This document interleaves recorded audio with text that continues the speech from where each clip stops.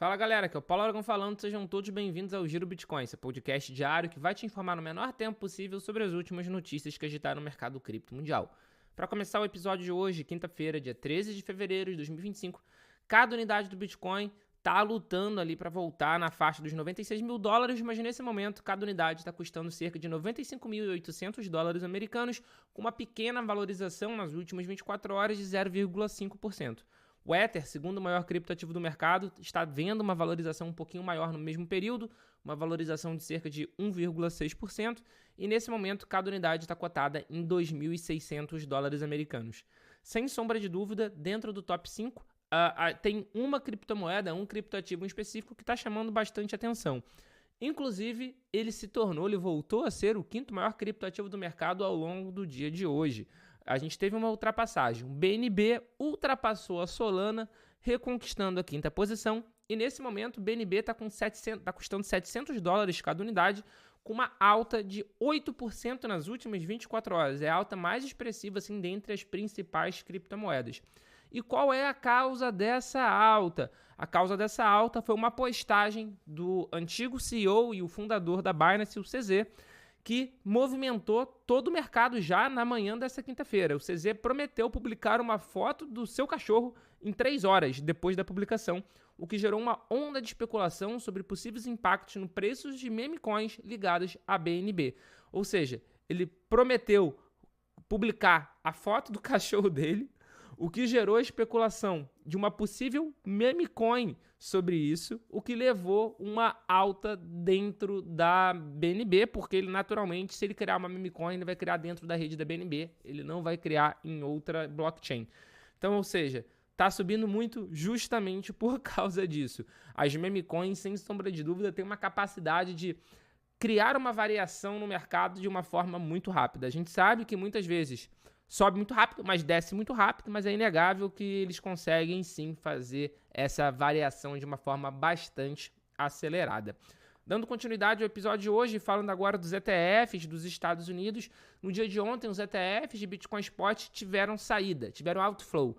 Um outflow de 2.419 unidades de BTC. Natural, a gente já tinha conversado que provavelmente era isso que iria acontecer por causa dos dados americanos, dos dados da CPI, que é a inflação americana, do índice do preço do consumidor, um pouco mais elevado do que o projetado. Então é natural que a gente veja um movimento de cautela por parte dos investidores, até porque isso diminui as chances de um corte da taxa de juros da economia americana por parte do Fed agora em março. Então é natural que a gente veja a renda variável dando uma patinada durante esse tempo. A gente tem visto cada vez mais o Bitcoin atrelado naturalmente à renda variável americana, justamente por causa desses ETFs. Os ETFs a gente teve saída, 2.419 BTC no dia de ontem, e o ETF de Ether Spot a gente também teve uma saída considerável de 15.724 unidades de ETH, o que em dólar americano representou uma saída de 40,9 milhões de dólares.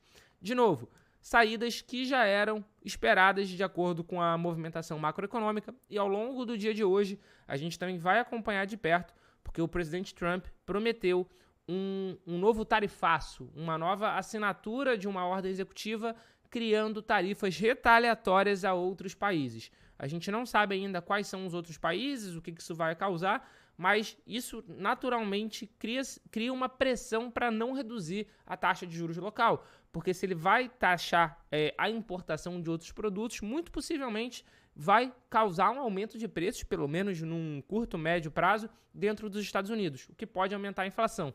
Então isso diminui as expectativas de um corte da taxa de juros por parte do Fed na reunião de março ainda mais. Então, provavelmente isso vai dar uma agitada no mercado. E naturalmente a gente vai acompanhar de perto e a gente vai trazer aqui para vocês no Giro Bitcoin.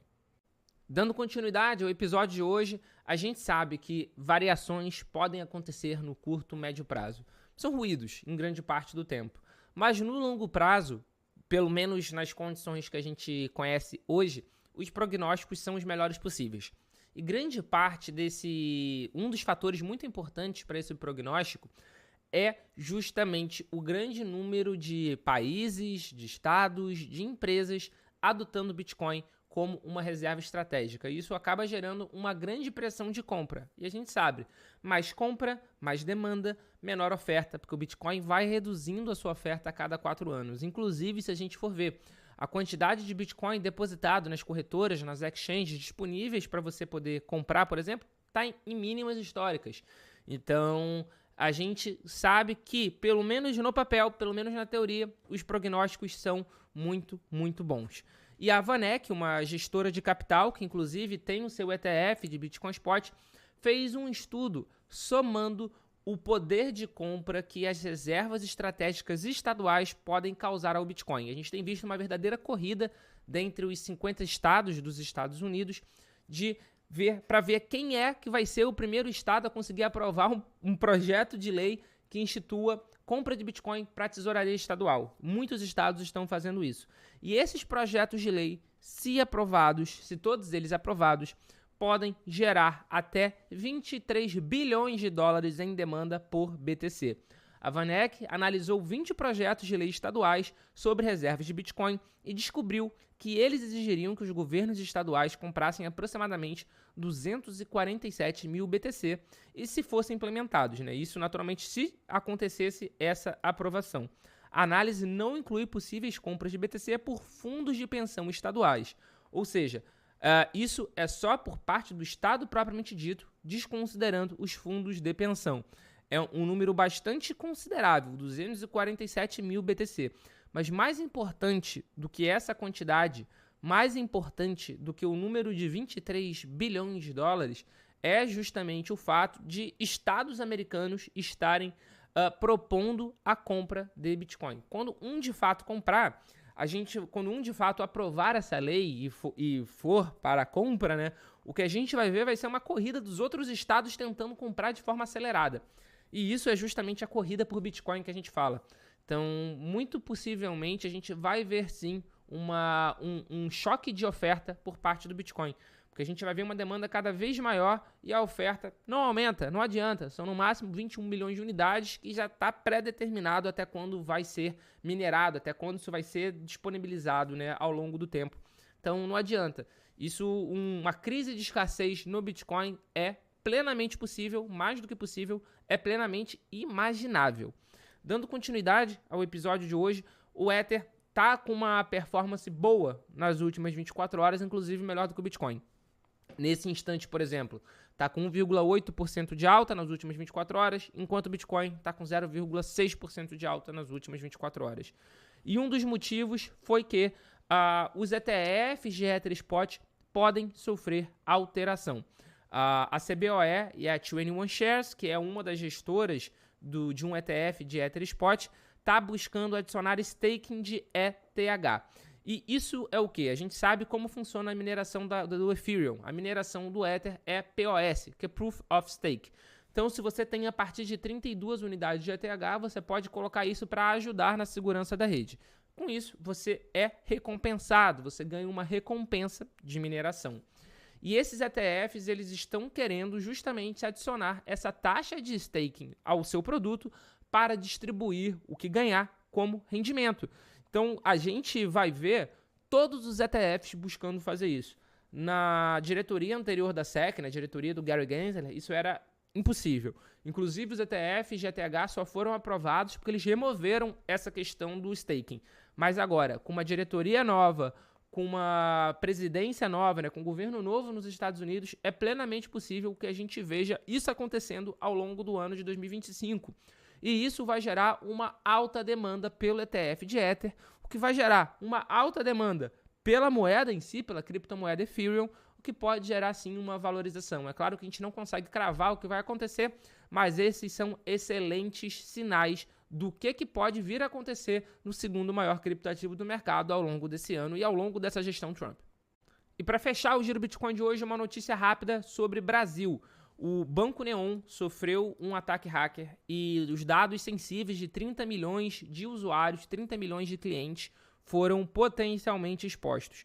Dados sensíveis como nome completo, sexo, e-mail, CEP, CPF, CNPJ, telefone, celular, profissão, nome da mãe, renda, saldo, situação fiscal, perfil e número da conta, fotos para acesso biométrico, ou seja, até a foto que você tirou para abrir a conta, histórico de movimentações financeiras e imagens de documentos utilizados para abertura de conta como identidade e comprovante de residência.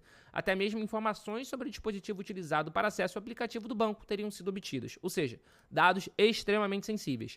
Primeiramente, isso veio a público no dia 11 de fevereiro, quando o hacker publicou em um fórum provas desse ataque, fotos e vídeos que posteriormente foram até excluídas, perguntando quanto vale 30 milhões de dados de um banco brasileiro. De qualquer forma, depois o portal Tecmundo conseguiu uma entrevista com esse hacker que se identificou com o nome de Pegasus, falando que ele decidiu efetivar o ataque por causa da falta de reconhecimento e pagamento de recompensas pela identificação de vulnerabilidade em instituições financeiras brasileiras. Abre aspas. Já achei muitas brechas, mas quando as reporto, elas nem respondem. Simplesmente corrigem a falha e ignoram a recompensa. Aliás, a recompensa aqui é ridícula. Falhas severas de domínio que exploro há anos, eles querem pagar $1.000 e ainda preferem me chamar de cybercriminoso. Fora os processos por extorsão quando tento reportar uma falha. Vale ressaltar que ele, pelo menos até o presente momento, descartou a possibilidade de vender esses dados no mercado negro, mas revelou ter negociado com a diretoria do Banco Neon uma recompensa no valor de 5 BTC, o que em preço atual dá cerca de 3 milhões de reais. No entanto, a instituição ainda não efetuou o pagamento, pelo menos isso até a entrevista. Os termos da transação foram estabelecidos em um contrato inteligente implementado na rede Ethereum, segundo o hacker. Embora os dados do Banco Neon não tenham sido imediatamente afetados pelo hack, vazamentos de dados podem ter implicações duradouras e imprevistas para os usuários afetados. De qualquer forma, de acordo com o Banco Neon, esses dados naturalmente não incluem a senha, e também não podem fazer com que ocorra alguma movimentação não autorizada na conta. Mas de qualquer forma, vocês sabem, muita cautela. Você, cliente do Banco Neon, muda a sua senha. Se a sua senha for igual em outras plataformas, mude nas outras plataformas também. Muito cuidado com phishing, muito cuidado com o seu e-mail a partir de hoje, com qualquer link que você clicar e você receber e você clicar. Mas de qualquer forma, de acordo com um hacker, ele não pretende vender no mercado negro. Mas de qualquer maneira, a gente vai acompanhar de perto o desenrolar dessa notícia e trazer aqui para vocês no Giro Bitcoin.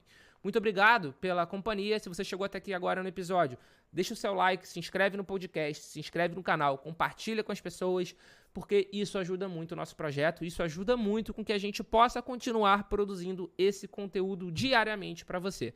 Muito obrigado e a gente já tem um encontro marcado no nosso próximo episódio de amanhã. Valeu!